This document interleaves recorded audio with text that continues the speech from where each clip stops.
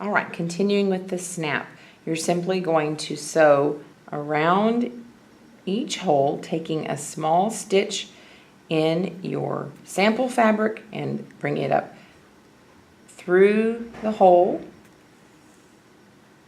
in the side of the snap. This should be done about 5 or 6 times per hole. Now it's time for me to move on to another of the 3 holes that are left.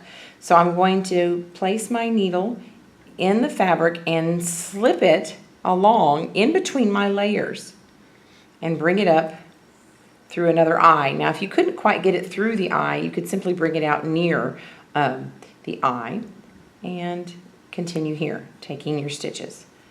1, 2, 3,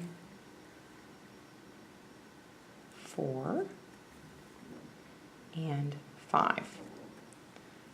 All right, continue tunneling. I'm turning so I can keep control over my project. Slip the needle between the layers, and here I'll show you this time. I'll bring it out on the outside of the snap this time. Okay, so then you can simply bring your needle up through the eye, take a stitch, 1,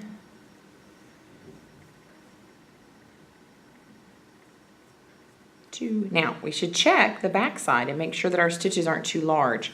In fact, they're pretty small, and it looks like I didn't quite get through all the layers on that last one, so I really need to make sure that I get through all the layers at least once on each hole. So, of course, if you're using matching thread, this isn't going to be a problem from the outside of the garment. But you definitely want those stitches to be small. Okay, I'm on the final hole here.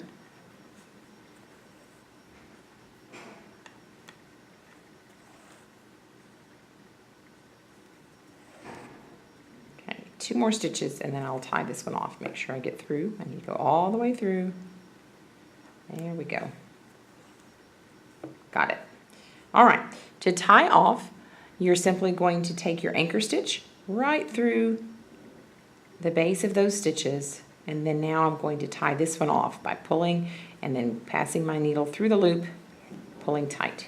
Okay, nice and neat. All right, I'll demonstrate the male portion next in a separate video.